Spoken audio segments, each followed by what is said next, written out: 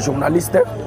Un mot gentil na tout oui, un mot gentil na balandi nyonso oboyoka kambolo ko nyama mayele na bata makana likasa na sanzi ete po bo manga foza mayele makasi yango nde na féliciter chef de l'état tango alobaki kisalume banda or kisalume banda eza pona bazo bateza pona mutu wana na lobaka eza ka bato mayele ndenge président alobaki que non gouvernement eza gouvernement ba guerrier ça veut dire bino ba ministre boza ba guerrier faut me saler salama et mon ami soit battu. Voilà, c'est ça. Sortir gouvernement au peuple congolais parce qui a faire 2 mois les logo sortir gouvernement bimi ba ministre Sikabaye ya kalapé bazongi par rapport à sortir gouvernement impressionné les années par rapport à ce oui. Pour ça nangai premièrement na yoki esengo. Pe nazoko remercier chef de l'état ayoka ka PR moko base na peuple. Na yako comprendre que oui papa nyonso na ndako soki atema to ya yoki bana. Il faut ça là où eza posa mitema bam. Pourquoi na lingina lobani? To lobaki tous les malfaiteurs o ba salaki na coalition. O to benga ka accident politique. To yoko tala tangu to yoko kota na union sacrée. To mona ki bato belé ba mende ba keyi banani ngai pona nga na yebisa ki bato. Soki ba moni mende azongi na gouvernement bo katanga kingo. Bato batiaki tembe. We mende chia longwe na obeta lisolo nete. Mais problème ezani. Gouvernement bimi to sepeli makasi parce que le président de la République a peu privilège na ba maman mais na kosenga pe na ba maman lokola bo memaka bana 9 mois douleur wana ya lokola maman papa kufi mais maman za kana souci bana makasi na lingi na expliquer bino nini ba maman ndenge bozu ba poster bo sala pour intérêt ya peuple puisque bino pe bo finga ki mingi be nom en cravate donc ça veut dire que ba papa le lobe nom en cravate belé ba kweyi ba maman va poster. Voilà que le président de la République ndenga pèse privilège na basi. Oh, tozo cause là, combo ya basi te na ministère mais tozo cause la misala. Et ça la nini et monana. F Bazaï va pas critiquer mingi je suis moi na mboka Fati Beton. Est-ce que tu penses vraiment qu'il n'est à côté de sacré à travailler pour na mukonza mboka to pour travailler pour na classe famille politique na. Oui, na sepeli makasi na linga ina répondre lobby na Top Congo pour na mama F Bazaï ba. En tout cas, na félicite maman parce que Azan est éloquente à moi si na matière politique. Mais le problème c'est quoi? Au moment trop parler, tu peux tuer. Vous comprenez un peu? Maman Bazaï Batango Azala qui libanda ya gouvernement à Lobaki Mingi. Or le président Félix Azam Mayeli. Azam Mouto ya Lobaka Pampambate. Ya au moment lelo maman Bazaï Baye ko tomber par comme ministre. En tout cas na ko senga na ye. Yo banda ko critiquer, o banda ko finga. Biso to rappelaka kaka IDP sa rappelaka ba mabe obino bo salaka mais to sepeli ndengo kotina union sacrée na kati ya gouvernement sala musale monana puisque yo posala ki parmi bato ba banda ko critiquer ba action ya chef de l'état to lo bato nde nazolo ba vérité na finga mutu te il faut yeba ke mama Bazaïb ba tcheyo wana pona vision nanu 1 le peuple d'abord 2 pour autorité morale te parce que l'autorité morale c'est kufaki kala Batcheyo wana te pour la partie. Batcheyo pour le peuple d'abord. À part le peuple d'abord, tu dois travailler seulement pour la vision de Mkonjambo. C'est ça que l'on a expliqué maman Bazaï. Voilà, sortir gouvernement il y a tant que moi na mboka. Est-ce qu'ils appellent bato oyo moni que c'est pays na bangote o ba bebisi na kati na. Bon, pour ngai problème ya saboy. Na lobaka bien, même na média na expliquer ka bato. Ngai tant que politicien na zalaka kisekediste makila. Na bete la kabanti valaire maboko te. Soki balingi to bete la bango maboko to mona nanu musala. Au moment que ba ministre na musala nanu e bandité. Ce n'est pas le moment de féliciter bango. Il faut qu'il salume banda. To lingi to mona nda musala na terrain. Tant musala ko banda ndeto banda ko pointer. Te oya sali kitoko. Oya zama be ndeto to combattre. Mais pour le moment actuellement ba nommé bango. Actuellement il faut ba banda musala totala. Ndeto ba ko kota na terrain ba bandi balé. Faut jouer à Kolongwa, vrai jouer à Tikali. C'est ça. Pour le moment, tu as fini de rôle au Bamabete. Tu sais pas les points d'abord, il faut passer à la salle pour l'intérêt en bok. C'est pas intérêt. Et là, on va commenter en exact. Mais comment peut-on tel mais belé papa moulé batama qui bande ko Eliezer batanga qui mais comment on a quatre gouvernement. L'histoire est une science qui étudie les événements du passé de l'homme sur la terre. C'est-à-dire oui, Molière à l'axaka biloko yo, soki kuluna soki si mutu silette. Mais ngobila zo iba mbongo amboko. Kini bo perte kufa Molière atikala ko filmer yango te. Et j'ai compris que Molière azali association ya malfaiteur ya perdre. Mais soki azali ki pona intérêt ya peuple congolais. Molière akobima na TV, soit a filmer biso. Liboso ya hôtel de ville. Aya fulu mogwe awa na bongolo. A filmer. pour trahir Ngobila. Mais Molière a ça la kangote. Moi je suis contre avec ces papas en question. Oyebi muto ya trahir ba Congolais que bazaba miyib. Eza Molière wana. Pour na ba foi ba image. Ceux qui Congolais sumbi, soit tabenti mukinza ya a filmer. Ba image wana kenda na ba pays étranger. Les lobbies sont libanda mboka tozana valeur te. Ba benga biso ba miyibi pourquoi? Parce que ba image ya papa Molière et ça c'est mauvais. Yango na senga kana chef de l'état. Ba chaîne yo soko bebi sa mboka. Pour trahir le peuple congolais. Il faut nous la bloquer quand même. Mboka ni ezangi ordre boy. Ba Molière wana ba yana mboko yo je ne comprends pas. Pour trahir mboka na ba biloko mo boy. Ezanga sens. Et là on ni yako yebisa biso. Aliena Kabila. Ayembela Kabila. Akumisa Kabila. Batona bazaba traître et ça passe et ça passe. Alobi une fois gouvernement bimi ils ala malamoko okufa union sacrée. Ça veut dire que les députés ont un poste à Kobena na yaki. Au poste à Kobena na yaki. Ngaku tuna ko sepela famille politique ya Kabila. Ba ke na ko sala gouvernement na bango na kingakati. Potondim. Na sengi ngana lobi bien. Famille politique ya ndeko Kabila comme ancien président. Bango pe ba kende ba sala gouvernement na kingakati. On ne peut pas blaguer avec le pays. Biso ba peuple congolais to za ba naïfité. Bato ba nyokoli biso pendant 18 ans. Molière na famille na bana nyo surtout bazana gouvernement grâce à Kabila. Et c'est surtout qu'il y a une élection. Bana Molière ba gagner l'élection. Banani ba vota bango. Ça c'est du blague. Comment vous blaguez avec le peuple congolais? Mbongo congolais akoko lela matsangu, akoko lela fufu. Bazo futa ngonda ko mobimba 7 personnes ou 5 personnes. Ça c'est quoi? Ça c'est quoi mon frère? Ndeko les gens moi ko lupangu to yebi abunda pe na biso mais et pe comme limite. Non, mon frère. Biso to zalaka ba fanatique ya batute. Tozoko luka bato baza crédibilité basala pona mboka. Eliezer Amitungisate. On est ensemble, nous sommes en famille. Dans ce sens, nous sommes tous des Congolais. Toza pour te contraiter. Et puis moi, je félicite seulement le chef de l'État parce que toutes les provinces basent le ministère. En tout cas, félicitations. Hein? C'est ça que aux que la province sinon sont libre. Les lois parce que maman qui pour le Kabengi va être ministre. Voilà que chaque année, nous allons gagner. Chaque année, Congo va jouer. Mais c'est ça qui est le seul problème. Auto CPLI, province, sinon, c'est le cas de ministre Nabango. Il faut pas passer la bonne intérêt Yamboka, pas soutenir Vision Mkonjamboka pour mourir avec Bosso. Voilà, la grande question peut être de tout.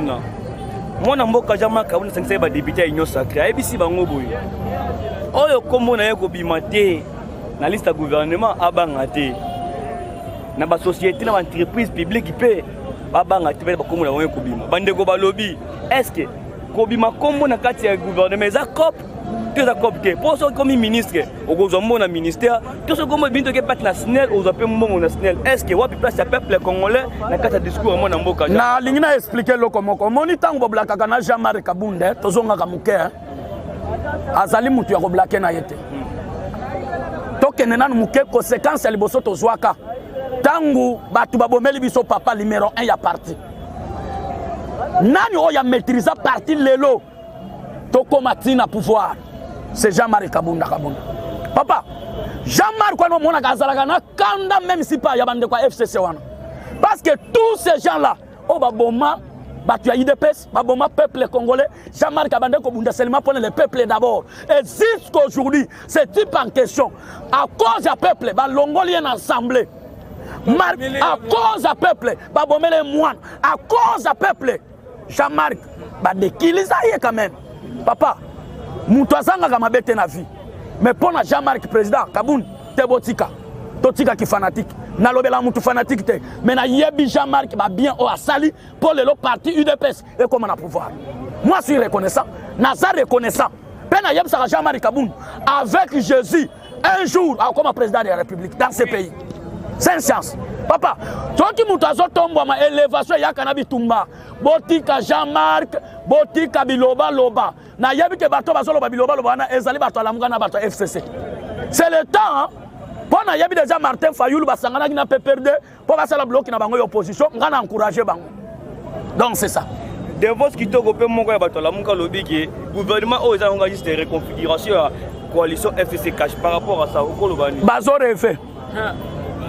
Tozongi muke Fayulu ayebisaki biso bokabona na Kabila or ya bande ko sala bongo po baza ba partenaire na Kabila or biso doyoko comprendre que Martin Fayulu azalaki dauphin ya Kabila na 2018 Fati tango alobi na ko déboulonner système or ba déboulonaka système te ba déboulonaka belema o ezana kata système qui est cet élément c'est Kabila na batu na ye tango a déboulonner bango président Jean-Marc alobi ba ko nanger bango ba penser ko kota la fleur bo bandi ko nanger non union sacrée ça vrai nange ba yena union sacrée ba penser ko ko so ba ministère or ba beti bango nzango libanda pour comprendre que Fati za mayel c'est ça la politique fayu la luki sous argument ni na ko yebisa peuple parce que biso jusqu'aujourd'hui to kabona na Kabila na bon terme Kabila tikala sénateur en vie titre honoraire Moutaza déjà en fonction c'est Fati Beton le commandant suprême c'est lui qui gère les institutions du pays mais nous sommes un seul président c'est Fati Beton mon frère on ne peut pas blanquer avec le chef de l'État Kolanda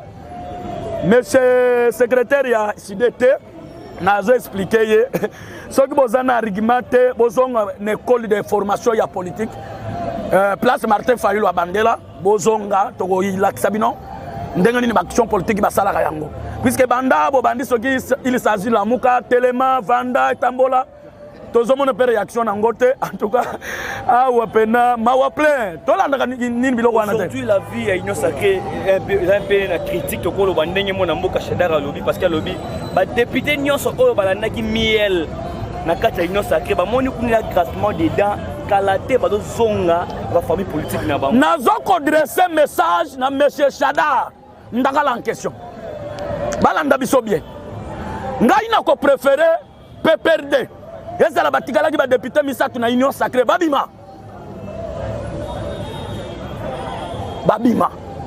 kutu na kolinga baloba ke tobimi na assemblée libéra to ko beta maboko nandenge ni oui na linga expliquer tozonga muke Shadar tozaki na coalition le même Shadar abanda ko entêter ba ministre na yena ba député na bangwa ya PPRD ba yoke la chef de l'État le losoki Shadar ba to PPRD ba bengani ye ajo ko fongola parti politique na ye pourquoi ba yebise yo mutu amene biso le loto subir ba conséquences to tika la ba chômeur qui est le promoteur de ces bêtises c'est Shadar est-ce que Shadar namboko et loko ni na koki ko like sa peuple congolais à l'époque azalaki ministre de l'intérieur nino asalaki pour ba congolais pour congolais c'est aventurier tout fait un malfaiteur na lingina bakisele loko moko soki Shadar aza fou awe zamboka bato foute oye zamboko bato ba raisonnaka voilà.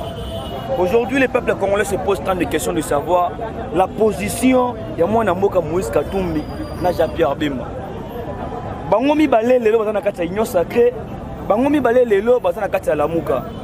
Martin Fayulu a joué drapeau bokonzi ya union sacrée après ça on ndeko na ye muziki.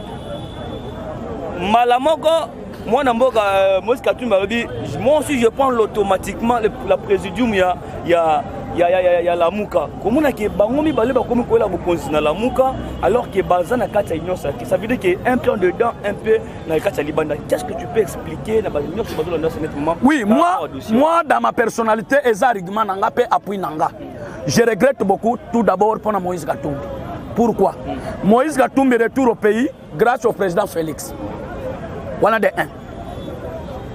parce que ni tete monsieur Félix Katumbi azaka libanda mboka toyeba te ba welela nini na Kabila Katumbi fa expliquer kabiso Kabila bengana ga na mboka pona nini jusque là ayebisa biso te mais tomoni kaka président Félix a eu pouvoir à lobby exilé politique non so bosani bozonga Katumbi azonga na prise de conscience puisque soki président Félix te Katumbi même bande connaît wana balingi bazo pe poste ministérialité azengra na lobby azengra wana na lobby ngo bolongola ngote azengra mais c'est Katumbi azengra et puis moi ngai nazo remercier chef de l'État parce que tozo ko améliorer constitution ndengo constitution mboke lobby un étranger akoko zo pouvoir na Congo te et kozala malam article wana biso baziriste to ko vandela ngo pe to ko adopter yango parce que un étranger tel que Moïse Katumbi c'est un étranger oya pillé nan minerai en désordre quelque part to remercier Kabila parce que Kabila a sa privilège na Katumbi pour Katumbi akoma na mbongo ebele. C'est ça quand même. Mais il est soutenu par Mwana Mboka Jean-Pierre Bemba qui est fils d'une de... Non, na linga kotanga kombo ya Bemba te parce que un produit maléré. Oyo bomana no cyber Zaïre. Yeku na linga ko compter biloko na été parce que azali mutu moko ya memela biso nanu babomisa ki gota Nzambe. Mbemba sogaza mutu ya raisonnaka, il faut zonga moke. Et loko ni ne kotsa ye prison. Ti lelo na Kabila na ye to yeba te. Il faut ba mettre la Kabila pe mama solo wana. Que non Kabila kotanga boloko cause ezala ki boy. Mais Félix ne tienne ki sekedi akufi pona nini. Pona ko bundela mboka. A cause ko bundela tolo bate. Nazo panza teke ba yeba ke biso to yebaka. Etienne ki sekedi akufela pona mboka ba poisonner ye to yebi yango. To yebi yango. Mais ba yeba ke malheur ekolanda bango. Ekolanda bango. Lelo yo Mbemba ke ko se retrouver na CPI. Mbemba yebisa ba Congolais. Wana papa déclaré tout s'arrête. Mbemba bimina balabala lobi papa maman. Oya ko bimisa mwana na balabala. À l'époque nazalaki mwana mukete. C'était 2005. Mwana nanga liboso na botie 2005 préfinant. Lelo akokisi 16 ans. Aza finaliste. Mbemba beta bor wana lobi papa maman boyeba ke oya ko bimisa mwana na balabala okutana na ngai igwe. Kabila linga ye kati toyeba kama kamwana nyonso tu. Mais ba yeba ke des gens avant bango lelo ba ko étouffer peuple congolais ba betela kabiso masolo Kabila kota ye CPI ponani. Point intérêt. Deuxième chose, Mbemba zonga muke tango outi prison alobaki nini na zone insécurité. Grâce au président Félix. Abisi Mbemba za mwana mboka, sois calme. Zonga na mboka. Mbemba yo na palena na Gombe. Alobi okolala ka wana. Papa, atoza démon. Même mutema na bezalaka. Il faut qu'on remercie Mouninga. Si aujourd'hui Kabila a un pouvoir, même le Martin Fayoul, il faut faire attention, hein? On ne peut pas blaguer avec le chef de l'État. De voir les deux grands politiques, les lots, parce que j'ai pas dit dans désaccord, on a mon Konzambo. Est-ce qu'on peut dire que divorce, c'est que la procédure à divorce? Bon, ngai na kosenga boy. Ce qui va député ya Moïse, bazali ba Congolais. Ata Moïse a longwe na union sacrée. Bango bazaba Congolais, il faut pas ça pour l'intérêt ya mboka. Puisque ceux qui bango ba benga ba député grâce ya peuple congolais. Moïse, toyebi gaza colonien. Balinga to beta masolo secret. Est-ce que biso na Congo to zangana ba mindele? Tena une question. Yango moni recensement ezo sala bango passe. Tant que président de la République a lobby que toko kene na recensement. Toyeba qui est congolais qui non pas congolais. Ndo moni ba komi ko changer langage, bazonga na union sacrée et bazonga na lamuka. Ba yeba ke kola lamuka ezalaki nan. C'est Fati Beton a yebisa ki peuple congolais bo lamuka. Poto benga na Kabi. Lelo Kabila za. Azali banda te. Pongi to la yango to lamuka kiti. Siko Martin Fayoul il faut changer likambu ya lamuka parce que lamuka kola na ngwa comme président de la République. Azuba batuna ya lamuka na union sacrée. Banani c'est Mbemba na Katumbi. Na Matungulu. Voilà, aujourd'hui je peux dire la famine est quelque chose qui est tangible et palpable dans le pays. Affaire à Bukangalo sur moi n'amour. Massang eko sa Congo mobimba ezo pola na Bukangalo sur pas n'amour bazo kufanza. Qu'est-ce que tu peux expliquer Manibazola par rapport à ces dossiers? Mutema mabe futarate. Na yoki posa na lela. Matata yebisa biso Bukangalonzi mabele wane botaka biloko te. Mais je regrette beaucoup. Na yebite parfois Kabila tango azalaki étranger yango bakoko ya kuna balobaki te Kabila lokola za étranger soki bolonia o biloko ko te na comprendre ki bongo mais tala to souffre congolais président Félix ba kena Bukangalo papa ba beti ki salu msale salami et puis monsieur le président de la République na zo senga di muke ba combattant bazana misala te mais notre problème c'est quoi message au bolongola ngote notre problème biloko ya Bukangalo jezo pour la niveau wana on dirait mutozangi base.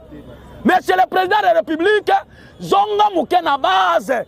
Même biso moko base to ko rappeler Bukangalo to pikoli baboro wana peuple lié. Tala bato bazo rendre biso mauvais service. Nyonso wana za moko ya ko bebisa vision mukonza mboka 6000 tonnes. 6000 tonnes de maïs. Nous sommes des chef de l'État. Aujourd'hui, le peuple congolais a souffert. Ils ont lipa ya kolia, ils ont masangu. Mais là, Bukangalo, j'ai mis 6000 tonnes de maïs et poli et baby au moment que le chef de l'État azali yemo côté, azana session na bato bazo travailler na ye. Mais ndenga ni autorité bazo aider chef de l'État te. Na yeko comprendre que non, tant bazo baby sa chef de l'État, c'est que bazo linga peuple congolais te. Yango to kosenga na Sama Lukonde. Papa, ndengo bimi premier ministre. En tout cas to senga yoboye ilunga rendre biso mauvais service tala affaire ya Bukangalo nazo beta mbela monsieur Sama Lukonde soki bino ba ministre bo miyoka kilo pona ko tambola kolongola masangu ba kombata baza libre baza na misala te ba kokota na bilangwana ya Bukangalonzi ba longola biloko peuple congolais aliande Fatibe Kabila Kaya Fayuluze oboyolo masolo nde yangwana batika mutema mabe na regretter affaire à Bukangalonzi balona ki biloko bien mais est poli en désordre. Nani akoko aider chef de l'État. Moi je regrette beaucoup et puis salinga y passe peuple azole lanzala mais biloko ezo pola na katelanga. Ah Tobuki ndika memino akolela ndike zate oh my god. Lisese wana il faut président comprendre ngo. Ndika yango Tobuki memino akolela ngwe zate. Nani oyo akwe isi biso potolia ndika oyo te c'est Ilunga, c'est un malfaiteur parce que bande ko talela nani autorité morale. Qui est autorité morale? C'est Mandefo Apembe. Boyebi bino nyonso tout. Ya on a expliqué bino. Ilunga il faut ala kisabiso. Pourquoi affaire à Bukangalonzi biloko e polibongo. Voilà. Tu as ma par rapport au gouvernement provincial. Tu as mention moi sensible pour mon amboka Godin Poy. Les députés de Kinshasa, ils étaient Godin Poy fatigué na place tant que président de l'Assemblée provinciale. Tant que au monde. Oui, na za contre na nyonso wana. Oui, il faut une institution mboka ezala na changement. Ngana ko senga même oui, na lobby na za contre. Na zongeli maloba. Ngai na za contre. Penaza parmi bateaux nazo combattre que Godin Poyalo. C'est un pasteur.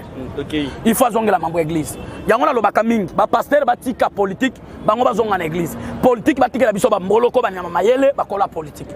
Ndenge kisekeda ebisa biso.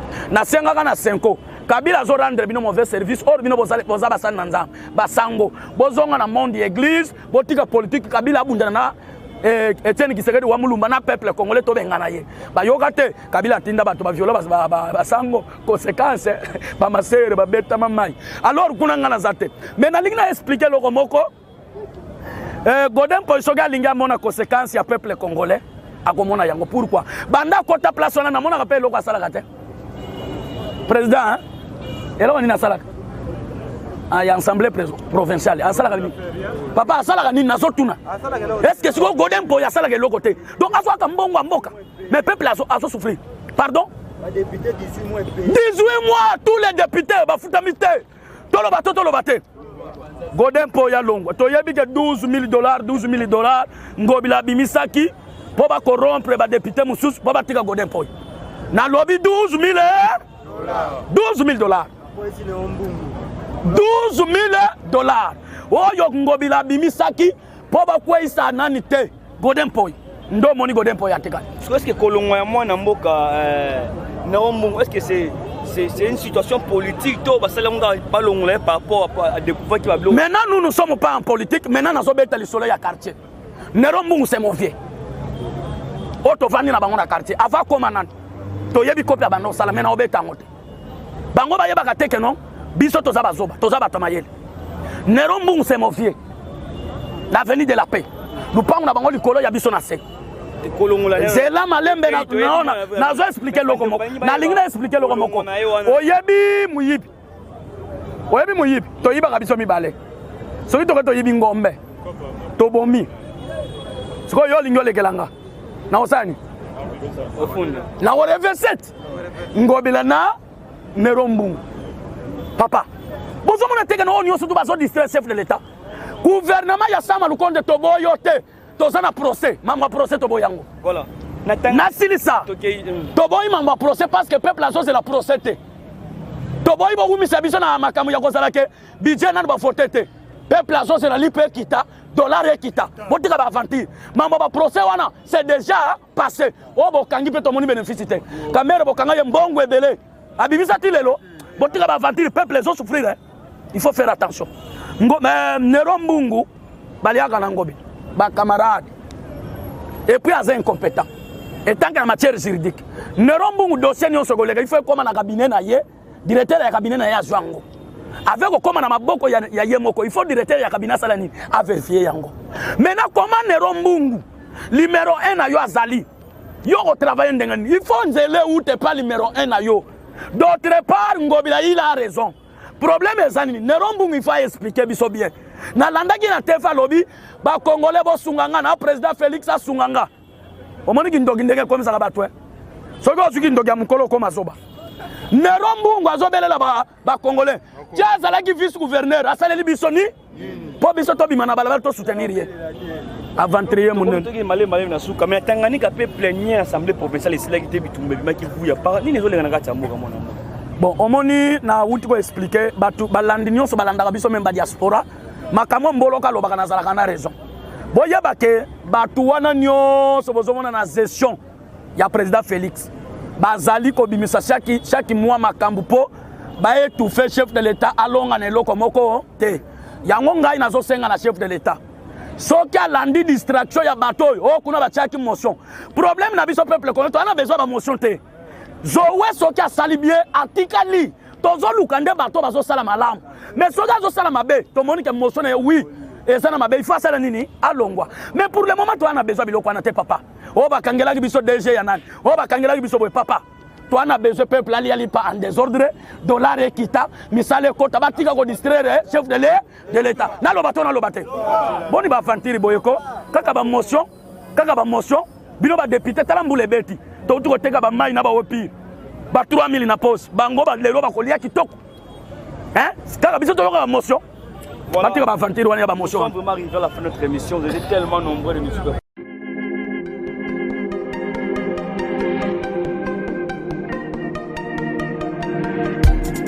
Après 25 ans d'expérience, eh oui, de 1995 jusqu'à ce jour, Elton Store, l'unique shop congolais de Londres, la Grande-Bretagne, il est Londres, les alicos à la fierté à la communauté Nabiso, et surtout, il y a un homme d'affaires congolais sérieux dans la diaspora. Oh yes. C'est créé Elton Store et Zali Kakamoko, le sérieux, à quel na service qui t'a qu'on a client naïe. Avec ma produit naïe, où il y a première classe, il y a qualité supérieure. Oh, il y a ma bombe à Elton Store. Oh yes, mon climat bimbe yeba. Ma maman à Londres va confirmer. Elton Store, c'est le perso des produits cosmétiques. Yasolon, produits originaux. Et yes, les alipes perso et produits alimentaires, naturels et organiques. Au travers de nos produits cosmétiques, Elton Store détient le secret. Secret ya solo, où ya poso ya maman moi c'est qui toko. Poso ya moi so penza basali kolula, poso ya moi so mobala kotala ya lembate. Poso so ko tamboli masanga sima. Eh oui, yango ne ba produit zo tekama na kati Elton Store. Na ba produit alimentaire, où ya Elton Store, yango de secret ya cuisine ya maman congolaise. Eh oui, nyonso ko so pensa mobali na yo ezali. Pondu, matembele, ngai, ndole, fumbwa, ndunda, bilembwe, oyo nyonso penza, oyo kobonga pona cuisine na ezali. Oh yes. Olingi mobali na yo asepela na yo libela na libela. Olingi mobali na yo atala ka yo lokola mwasi azali kolula sika. Oh yes. Olingi mobali na sisa biloko nyonso tiela ka ye na mesa. Secret zali kaka moko. Elton Store.